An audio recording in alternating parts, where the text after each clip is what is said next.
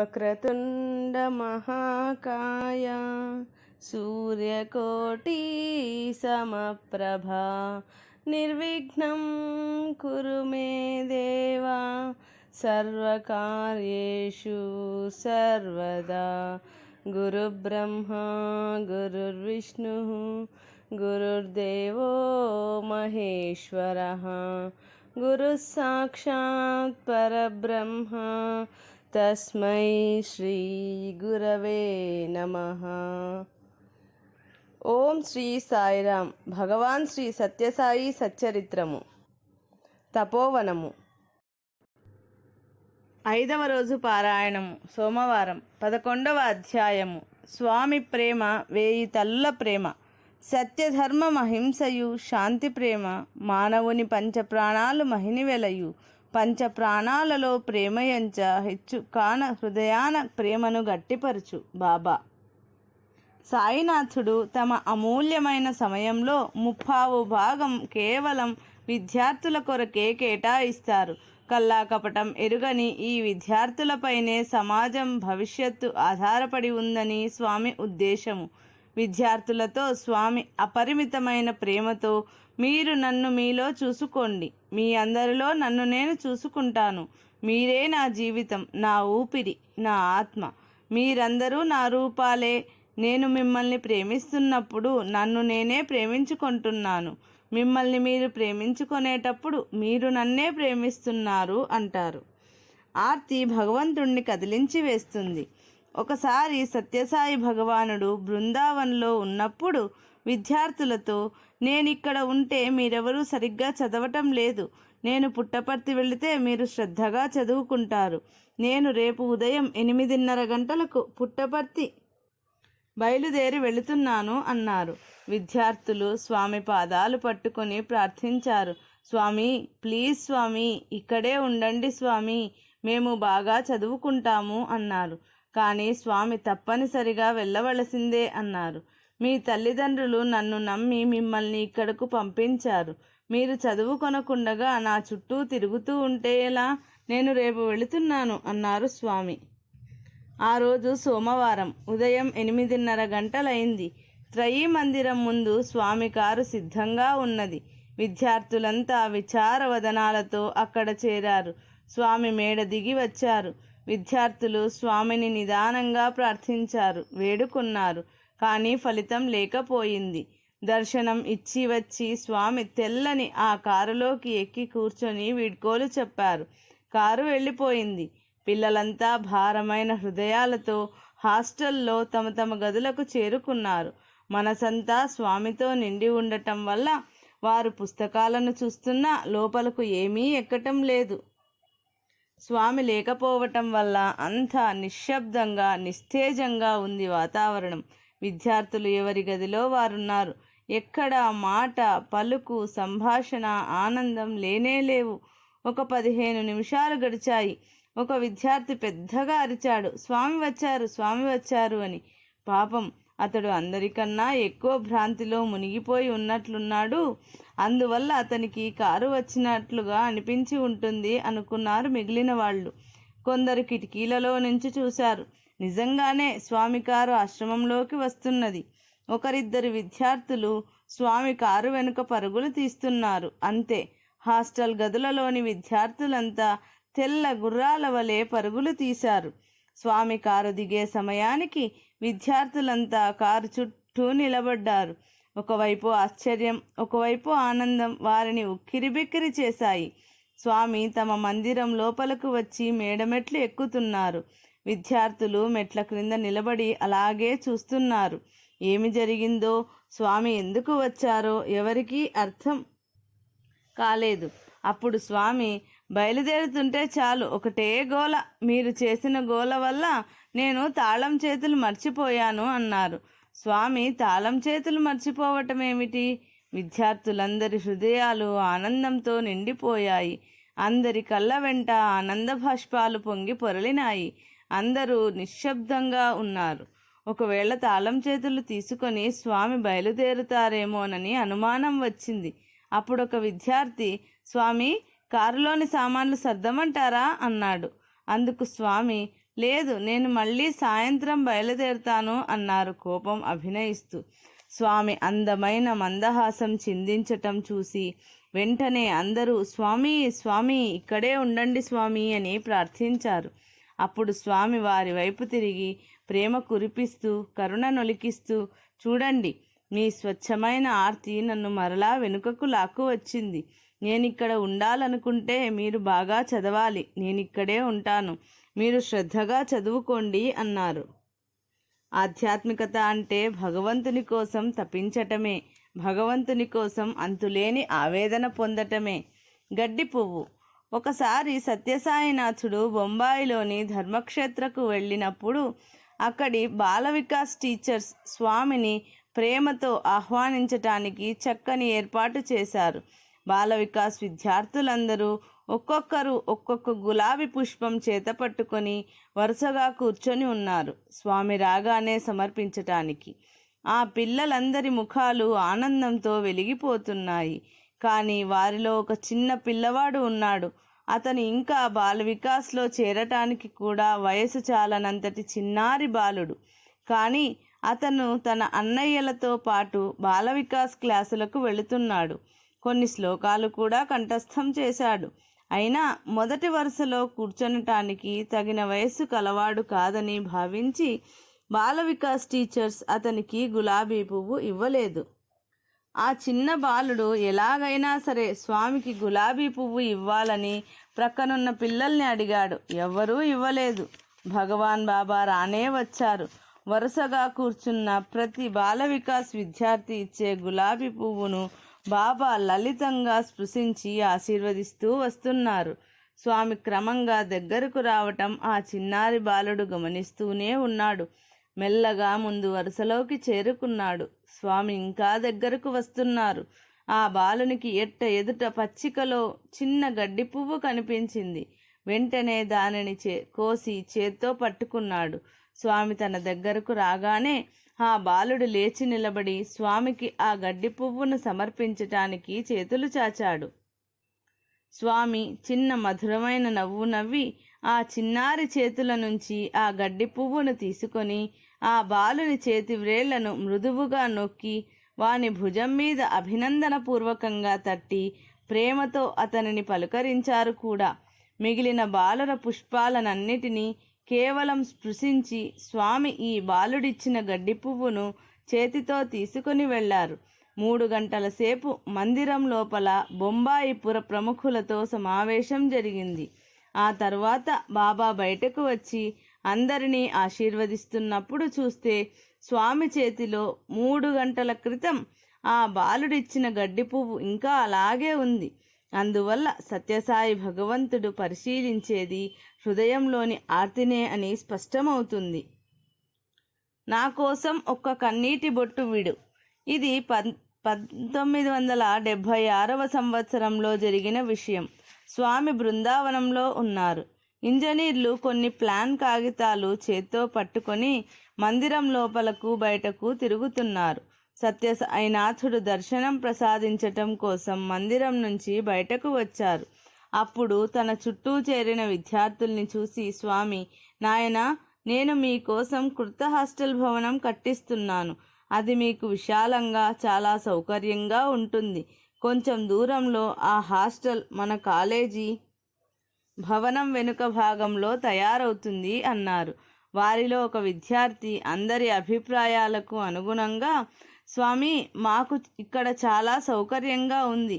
మేము చాలా ఆనందంగా ఉన్నాము. మాకు కొత్త హాస్టల్ వద్దు స్వామి, ఈ బృందావనమే మా ఇల్లు అన్నాడు. అప్పుడు స్వామి, ప్రియమైన పిల్లలు, దీనిని మీరు మీ ఇల్లుగా భావిస్తే చాలా మంచిది. మీరు చక్కగా సర్దుకుపోతున్నందుకు నాకు చాలా సంతోషంగా ఉంది. కానీ మీరు కొద్ది స్థలంలో ఇబ్బంది పడుతూ ఉండటం నేను చూడలేకపోతున్నాను. మీరు సౌఖ్యంగా ఉండేలా చూడటం నా ధర్మం. ఈ గురువారం కొత్త హాస్టల్ భవనానికి శంకుస్థాపన జరుగుతుంది అని చెప్పి భక్తులకు దర్శనం అనుగ్రహించటం కోసం మందిర ప్రాంగణం దాటి బయటకు వెళ్ళారు. ఇంకా శంకుస్థాపన మహోత్సవానికి పూర్తిగా 2 రోజుల వ్యవధి కూడా లేదు. ఇంజనీర్లు ఒకటే హడావిడిగా ఉన్నారు. విద్యార్థులందరికీ ఏమి చేయాలో తోచలేదు. మరునాడు భగవాన్ బాబా వారికి విద్యార్థులందరిలోకి బాగా చిన్నవాడు ఒకడు ఒక లెటర్ అందించాడు. బాబా ఆ లెటర్ తీసుకొని చదివి ఆ బాలుని వైపు చూసి ప్రేమతో చిరునవ్వు చిందించారు. అప్పుడు స్వామి తన సింహాసనంలో కూర్చొని వార్డెన్ని పిలిచి ఆ లెటర్ చదవమని ఇచ్చారు. ఆ లెటర్లో ఇలా ఉంది: అత్యంత ప్రియమైన సాయిమాత, మీ పాదపద్మాలకు నా వినయపూర్వక ప్రణామాలు. మీకు మా మీద కోపం వచ్చిందా? మీకు ఇష్టమైన నిశ్శబ్దాన్ని మేము భంగం చేస్తున్నామా? మేము పాటించవలసిన క్రమశిక్షణను పాటించకుండా స్వేచ్ఛగా ప్రవర్తిస్తున్నామా? అంతే అయి ఉంటుంది. లేకపోతే మీరు మమ్మల్ని అందమైన బృందావనం నుంచి బయటకు పంపే ప్రయత్నం చేస్తారా? మీరు మా కోసం క్రొత్త హాస్టల్ ఎక్కడో కట్టించాలని ఎందుకు పట్టుదలగా ఉన్నారు? అందమైన ఈ బృందావనంలో సుఖప్రదమైన సురక్షితమైన మీ ప్రేమ మిమ్మల్ని మాకు ఎంతో సన్నిహితం చేసింది. ఇటువంటి ప్రేమనే దేవతలు కూడా కోరుకుంటూ ఉంటారు. హృదయపూర్వకమైన ప్రేమతో మీ బిడ్డ. PS మీరు ఎలాగైనా సరే క్రొత్త హాస్టల్ని బృందావన్కి దూరంగా కట్టి తీరాలి అనుకుంటే ఆ హాస్టల్ ప్రక్కనే కొత్త బంగళా కూడా కట్టించి మీరు మాతో ఉండండి. వార్డెన్ ఈ లెటర్ చదవటం పూర్తి అయిన తర్వాత చూస్తే అక్కడ కంట నీరు పెట్టని విద్యార్థి లేడు. విద్యార్థులంతా ఒకే కంఠంతో స్వామి స్వామి మా ప్రార్థన అంగీకరించండి అని వేడుకొన్నారు. భగవానుని హృదయం కరిగిపోయింది. స్వామి వెంటనే చీఫ్ ఇంజనీర్కి కబురు చేసి విద్యార్థుల కోరిక తెలియజేశారు. చీఫ్ ఇంజనీర్లు వచ్చి ఈ ప్లాన్లు అన్నీ జాగ్రత్తగా తయారు చేశాను, శంకుస్థాపనకి సమయం ఎక్కువ లేదు అన్నారు. విద్యార్థులంతా ఆయనతో బృందావనమే మా ఇల్లుగా ఉండాలి అన్నారు. పిల్లల కోరిక చూసి స్వామి ఆ చీఫ్ ఇంజనీర్తో వేరే విధంగా ప్లాన్ తయారు చేయమని సూచించారు. ఆ ప్లాన్ ప్రకారం క్రొత్త హాస్టల్ భవనం బృందావనం క్యాంపస్లోనే కట్టేటట్లు నిర్ణయించారు. ఈ విషయం ప్రకటించగానే పిల్లలంతా ఆనందపరవశులయ్యారు.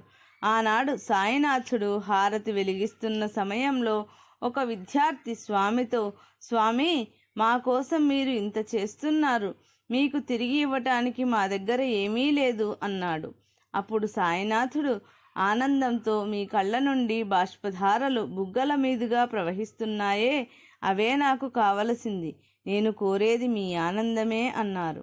బృందావనంలో తయారైన ఆ హాస్టల్ భగవాన్ బాబాకి పిల్లలపై ఉన్న ప్రేమకు ఒక మధురమైన చిహ్నంగా అలరారుతున్నది. 1976లో మధుమలై అరణ్యాల నుండి కొన్ని జింకలు బృందావనానికి వచ్చాయి. వాటి కోసం త్రయీ మందిరం ఎదుట చక్కని ప్రదేశాన్ని ఏర్పాటు చేశారు. స్వామి వాటికి యాపిల్స్ పెడుతూ ప్రేమగా చూస్తున్నారు. ఒకసారి స్వామి దర్శనం ప్రసాదించటానికి త్రయీ మందిరం నుంచి బయటకు రాగానే విద్యార్థులు గబగబా స్వామికి సన్నిహితంగా వచ్చారు. అదే సమయంలో ఎదుట తోటలోని జింకలు గబగబా స్వామికి సన్నిహితంగా మెషి దగ్గరకు వచ్చాయి. అప్పుడు స్వామి ఆ రెండు దృశ్యాల్ని ప్రేమపూర్వకంగా చూస్తూ తన ప్రక్కన ఉన్న భక్తునితో, these are 2-legged deer, those are 4-legged deer, both are dear to me. ఇవి 2 కాళ్ల జింకలు, అవి 4 కాళ్ల జింకలు, ఇద్దరూ నాకు ఇష్టమైన వాళ్లే అన్నారు. బాబా ఫ్లూ అరికట్టిన విధానం. ఒకసారి ప్రశాంతి నిలయంలోని హయ్యర్ సెకండరీ స్కూలులో ఒక్కసారిగా ఫ్లూ జ్వరం తీవ్రంగా వ్యాపించిపోయి దాదాపు 200 మంది విద్యార్థులు అనారోగ్యం పాలయ్యారు. ఆ రోజు సాయంత్రం భజన అయిన తరువాత స్వామి డాక్టర్ అల్రిజాతో, ఒకసారి నీవు వెంటనే స్కూలుకు వెళ్ళిరా అన్నారు. డాక్టర్ అల్రిజా వెళ్ళి చూస్తే అక్కడ దాదాపు 200 మంది విద్యార్థులు తీవ్రమైన జ్వరాలతో, దగ్గులతో, వాంతులతో బాధపడుతున్నారు. ఆ అంటువ్యాధి అరికట్టడానికి అవకాశం లేని విధంగా వ్యాపించిపోయింది. రాత్రి 8 గంటల వేళ డాక్టర్ అల్రెజా తిరిగి వస్తూ, 8 గంటలకు స్వామి గది మూసివేయబడుతుంది కాబట్టి ఉదయమే స్వామికి ఈ విషయం చెప్పాలి అనుకుని తన గదికి చేరుకున్నారు. 8:30 గంటల వేళ ఒక వాలంటీర్ వచ్చి స్వామి మిమ్మల్ని పిలుస్తున్నారని అన్నాడు. డాక్టర్ అల్రెజా గబగబా వెళ్ళి స్వామిని సందర్శించారు. నేను నీకోసం ఎదురు చూస్తుంటే నీవు ఎందుకని వెంటనే నా దగ్గరకు రాలేదు అని స్వామి అడిగారు. స్వామి, నేను వచ్చేటప్పటికి 8 గంటలైంది. అప్పటికి మీ గది తలుపు వేసేస్తారని భావించాను. అక్కడ 200 మంది విద్యార్థులు ఫ్లూ జ్వరంతో బాధపడుతున్నారు. అది అందరికీ వ్యాపించి అరికట్టడానికి వీలు లేని స్థితిలో ఉంది. సింటోషియం ట్రీట్మెంట్ తప్ప ఇక ఇప్పుడు యాంటీబయాటిక్ పనిచేయదు. అది ఇంకా వ్యాపించకుండా మీరే ఏదైనా చెయ్యాలి అన్నారు డాక్టర్. మరునాడు ఉదయం భగవాన్ బాబా స్కూలుకు, హాస్టల్కు వెళ్ళారు. అన్ని వరండాలలో, క్లాసు గదులలో నడిచారు. డాబాపైకి కూడా వెళ్ళారు. అక్కడ పరిశుభ్రం చేయలేదు స్వామి అని ప్రిన్సిపాల్ చెప్పినా కూడా స్వామి పైకి వెళ్ళి వచ్చారు. ఒక స్టీల్ బకెట్ నిండా నీళ్లు తీసుకొని రమ్మని చెప్పి స్వామి చాలా ఎక్కువ పరిమాణంలో విభూతి సృష్టించి అందులో వేసి ఒక టీచర్ని పిలిచి ప్రతి విద్యార్థికి, ప్రతి ఉపాధ్యాయునికి ఆ విభూతి నీళ్ళని ఇవ్వమని ఆజ్ఞాపించారు. ఇక అక్కడ నుంచి ఆ అంటువ్యాధి వ్యాపించడం ఆగిపోయింది. 4 రోజులలో అందరూ ఆరోగ్యవంతులయ్యారు. స్వామి చికిత్సా విధానం అద్భుతం. అది ఎవరికీ అంతుపట్టేది కాదు. ఆధ్యాత్మ విద్యా విధానము. మనం కోరుకొనవలసింది ఐహికమైన భోగభాగ్యాలు, వస్తు సంపదలు కాదు. మనం కోరుకొనవలసింది భగవంతుణ్ణి. భగవంతుణ్ణి ఎప్పుడైతే కోరుకున్నామో సకల శుభములు వాటంతట అవే ఏర్పడతాయి. ఆ భగవంతుణ్ణి కోరుకునే విద్యనే ఆధ్యాత్మ విద్య అంటారు. స్వామి ఒకసారి చెప్పారు, కృష్ణుణ్ణి పట్టుకొనటానికి యశోద చేతిలో వెన్న పెట్టుకొని వేరొక చేతిలో కనిపించకుండా కర్ర పట్టుకొని వచ్చి వెన్న కోసం కృష్ణుడు దగ్గరకు రాగానే కర్రతో 2 ఇచ్చి దారిలో పెట్టేది అని. అలాగే సత్యసాయినాథుడు యశోదమ్మ వలె ఎదురుగా చేతిలో ఐహికమైన విద్యలను చూపించి వేరొక చేతిలో కనిపించకుండగా అధ్యాత్మ విద్యను పట్టుకొని వస్తున్నారు. స్వామి కాలేజీలో, విశ్వవిద్యాలయంలో చేరాలని ఆసక్తితో దగ్గరకు వచ్చిన విద్యార్థుల్ని పట్టుకొని వారికి లౌకిక విద్యలతో పాటు అధ్యాత్మ విద్య నేర్పి మనుష్యులను మనీషులుగా తీర్చిదిద్దుతున్నారు. ఇది అంతా స్వామి అనిర్వచనీయమైన ప్రేమ తప్ప మరొకటి కాదు కదా. విద్యార్థులకు బాబా ప్రేమతో కేజీ నుండి పీజీ వరకు ఉచిత విద్యను అందిస్తున్నారు. MBA, MFM, MTech కంప్యూటర్ కోర్సులు ప్రవేశపెట్టారు. PhD చేసే వసతులు కూడా సమకూర్చారు. పిల్లల కోసం అందమైన విశాలమైన భవన సముదాయాలను కొన్ని కోట్ల రూపాయల ఖర్చుతో విజ్ఞానపు కాంతులు వెదజల్లే అత్యాధునికమైన నక్షత్ర ప్రదర్శనశాలను నిర్మించారు. ఇవన్నీ బాబాకు పిల్లల పట్ల గల ప్రేమకు అందమైన నిదర్శనాలుగా కనిపిస్తున్నాయి. ఈ లౌకిక విద్యలతో పాటు స్వామి పిల్లలకు ఆధ్యాత్మ విద్య నేర్పటం అసలు విశేషం. నా సంపద అంతా నా పిల్లలే. శ్రీ సత్యసాయి విశ్వవిద్యాలయం ప్రారంభించిన రోజున 1981 సంవత్సరం నవంబర్ 22వ తేదీ నాడు సత్యసాయినాథుడు విద్యార్థులతో ఇలా అన్నారు, జగత్తుకు శాంతి భద్రతలు అందించటానికి విద్యార్థులే వేర్లుగా నిలవాలి. ఈ వేర్లకు నీరు పోయటమే సత్యసాయి లక్ష్యము. నేను విద్యార్థులకే అన్ని విధములుగా అర్పితమైపోతున్నాయి. నేను సమస్త విధముల విద్యార్థులనే విశ్వసిస్తున్నాను. సత్యసాయి ప్రాపర్టీ ఏమిటంటే చాలామంది చెప్తుంటారు, అబ్బో ఇన్ని బిల్డింగులున్నాయి, ఇన్ని భూములున్నాయి అని. ఇవన్నీ వట్టి మాటలే. నా ప్రాపర్టీ అంతా నా పిల్లలే. కానీ ఈ సత్యాన్ని కొంతమంది గుర్తించలేకపోతున్నారు. ఒక్క తల్లి ప్రేమను అర్థం చేసుకొనలేని దురదృష్టవంతులు 1000 తల్లుల ప్రేమను ఎట్లు అర్థం చేసుకుంటారు? సత్యసాయిలోని ముఖ్య లక్షణము సహనము. ఎంతమందో నన్ను విమర్శిస్తుంటారు, ఎంతమందో దూషిస్తుంటారు. ఎన్ని పేపర్లో ఏమేమో రాస్తుంటాయి, ఎన్ని పాంప్లెట్లో కొట్టిస్తుంటారు, ఏమేమో జరుగుతుంటాయి ప్రపంచంలో. అన్నిటికీ జవాబు నా చిరునవ్వే. ఇవన్నీ మంచికి జరిగే విరుద్ధ వికారాలే. కాచిన చెట్టుకే రాళ్ల దెబ్బలు. ఇంకా కొంతమంది సత్యసాయి సంస్థలు, సత్యసాయి విద్యాలయములు విరివిగా పెరుగుతూ ఉన్నాయనే అసూయ చేత ఎన్నో విషయాలను కల్పిస్తూ పిల్లలకు కూడా ఉద్రేకాలు కలిగిస్తుంటారు. ప్రేమ స్వరూపులారా, వీరే కాదు, జగమంతా ఏకమైనప్పటికీ నన్నేమీ చేయలేరు. నా హృదయం ఎప్పుడూ పవిత్రమే. నాకు స్వార్థము కానీ సొంతము కానీ లేదు. ఇదే నా సత్యము. దోషములున్న వారికి అదురు బెదురు కానీ ఏ దోషము లేని సింహమునకు భయమెందుకు? నేను చేసే పనులన్నీ లోక కళ్యాణము నిమిత్తము, అంతేకాని నా నిమిత్తము కాదు. ఈ సత్యాన్ని గుర్తించుకున్నాను కనుక నాకెప్పుడూ ఆనందమే ఆనందమే ఆనందమే అన్నారు బాబా. భగవంతునితో ఒక క్రీడ. 1983 సంవత్సరంలో బృందావనంలోని కళ్యాణ మంటపంలో స్వామి కళాశాల విద్యార్థులు ఒక విజ్ఞాన ప్రదర్శన ఏర్పాటు చేశారు. ఆ సమయంలో కర్ణాటక గవర్నర్గా ఉన్న గోవింద నారాయణ గారు స్వామి దర్శనానికి వచ్చారు.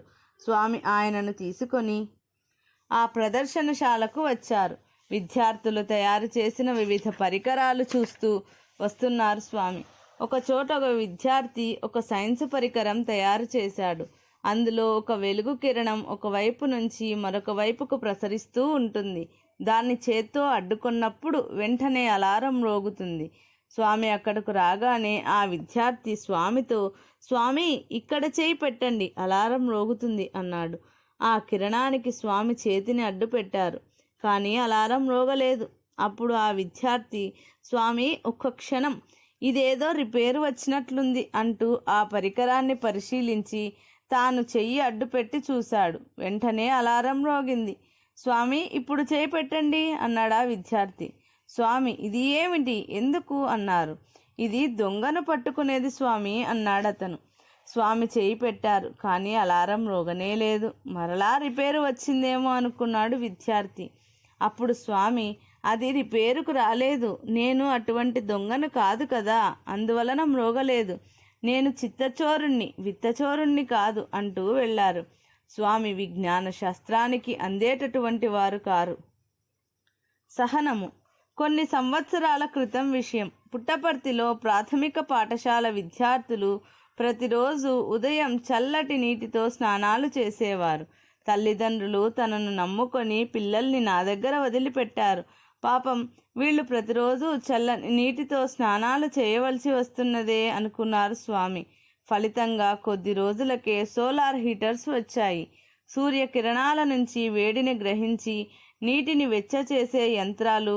ప్రశాంతి నిలయానికి చేరగానే టెక్నీషియన్స్ త్వరగా వాటిని హాస్టల్లో అమర్చారు. ఆ స్కూలు ప్రిన్సిపల్, అధ్యాపకులు, విద్యార్థులు చాలా సంతోషించారు. వారంతా స్వామిని ఆ సోలార్ సిస్టమ్ని ప్రారంభించమని వేడుకున్నారు. అందుకు స్వామి సమ్మతించారు. ఒకరోజు స్వామి వచ్చి ఆ వేడి నీటి పంపు ప్రారంభం చేయటానికి ఏర్పాట్లు జరిగాయి. ఒక ప్రక్క ఆ యంత్రాలు ఉన్నాయి. అక్కడి నుంచి ఒక రబ్బరు గొట్టం పెట్టి దానికి పైపు అమర్చారు. స్వామి వచ్చి దానిని త్రిప్పితే వేడి నీరు క్రింద ఉన్న బకెట్లో పడతాయి. అందరూ స్వామి కోసం ఎదురు చూస్తున్నారు. ఇంతలో కరుణాంతరంగుడైన భగవాన్ బాబా రానే వచ్చారు. వచ్చి ఆ పైపు త్రిప్పటంతోనే దురదృష్టవశాత్తు ఆ రబ్బరు గొట్టం ఊడిపోయి ఆ వేడి వేడి నీళ్లు వచ్చి స్వామి ముఖం పైన, స్వామి అంగీ పైన ఒక్కసారిగా చిమ్మినట్లు వచ్చి పడ్డాయి. అంతే. ఆ హఠాత్ సంఘటనకు అందరూ దిగ్భ్రాంతి చెందారు. ఎవరికీ నోట మాట లేదు. ఆ సమయంలో ఏమి చేయాలో ఎవరికీ తోచలేదు. అంతా చేష్టలుడిగి నిలబడిపోయారు. వారి పరిస్థితిని స్వామి గమనించారు. ఒక్కసారిగా స్వామి ఫకాలున నవ్వి, చూసారా, మొదటి స్నానం నేనే చేశానన్నమాట అన్నారు. ఆ మాట వినగానే అందరి మనస్సులు ఒక్కసారిగా తేలికై వారంతా హాయిగా ఊపిరి పీల్చుకొని స్వామితో కలిసి నవ్వుకున్నారు. దయామయుడైన బాబాకు కోపం లేదు. నా జీవితమే నా సందేశము అంటే ఇదే కాబోలు. స్వామి సన్నిధిని ప్రతిక్షణము సద్వినియోగము చేసుకోండి. స్వామి కొడైకెనాల్లో లోపల గదిలో కూర్చొని బయట భక్తులు తన కోసం ఎదురు చూస్తున్న దృశ్యం చూస్తున్నారు. స్వామి చుట్టూ విద్యార్థులు కూర్చొని స్వామి పాదపద్మాలను సేవిస్తున్నారు. అప్పుడు స్వామి, మీరు ఎంత అదృష్టవంతులో చూడండి, బయట వేల కొద్దీ భక్తులు ఎదురు చూస్తున్నారు. నాకు సన్నిహితంగా కూర్చొని పాదసేవ చేసే అవకాశం మీకు లభించింది. కానీ మీకు ఈ విలువ తెలియటం లేదు. మీరు నాకు సన్నిహితంగా ఉండటం కోసం నేను మీకు ఈ అవకాశం ఇస్తున్నాను. నేను తలచుకుంటే ఒక్కసారిగా ఆకాశంలో ఇటువైపు నుంచి అటువైపుకు నడిచి వెళ్ళగలను. అలా చేస్తే ఈ ప్రపంచమంతా నా పాదాల దగ్గరే ఉంటుంది. లక్షలాది భక్తులు వస్తారు. అప్పుడు మీలో ఏ ఒక్కరికి నాతో సన్నిహితంగా ఉండే అవకాశం లభించదు. తుపాకీ ధరించిన సెక్యూరిటీ వాళ్ళు నన్ను రక్షిస్తూ ఉంటారు. మీకు చెప్తున్నాను, అటువంటి రోజులు ఎంతో దూరంలో లేవు. నన్ను నమ్మండి. మీరు దూరంగా ఎర్రని చుక్క వలె నా అంగీ రంగును మాత్రమే చూసే రోజు వస్తుంది. నేను ఆకాశంలో ఒక్కసారి అడ్డంగా నడిచి వెళ్ళినప్పుడు స్వామి వైభవం అంటే ఏమిటో మీకు తెలుస్తుంది. అందువల్ల స్వామి సన్నిధిని ఈ క్షణం నుంచే సద్వినియోగం చేసుకొనండి. ప్రతి క్షణము సార్థకత గావించుకొనండి అన్నారు. ఒకసారి పుట్టపర్తిలో క్రీడోత్సవాల సందర్భంగా హిల్వ్యూ స్టేడియంలో కార్యక్రమాలు ఆరంభమయ్యాయి. ఆ ఉత్సవాల ఆరంభ సూచకంగా స్వామి ముందుగా 2 తెల్లని పావురాలని ఎగురవేశారు. తరువాత క్రీడా విన్యాసాలు ఆరంభమైనాయి. స్వామి మరికొందరు ప్రముఖులు వేదికపై ఆసీనులయ్యారు. కొంతసేపటి తరువాత వేదికకు అడ్డంగా ఆ 2 తెల్లని పావురాలు ఎగురుతూ వెళ్ళసాగాయి. అప్పుడు స్వామి ప్రక్కనున్న వారితో, చూసారా, మన దగ్గర చాలా కాలం ఉన్న కారణంగా మనం వదిలిపెట్టినా కూడా అవి బయట ప్రపంచంలో ఇమడలేకపోతున్నాయి అన్నారు. స్వామి అప్పుడన్నది పావురాల గురించి అయినప్పటికీ అది ప్రియమైన విద్యార్థుల గురించి, భక్తుల గురించి అని కూడా అనిపిస్తుంది. ఓం శ్రీ సత్యసాయి పరబ్రహ్మణే నమః. శాంతి శాంతి శాంతి. ఇది 11వ అధ్యాయము సంపూర్ణం.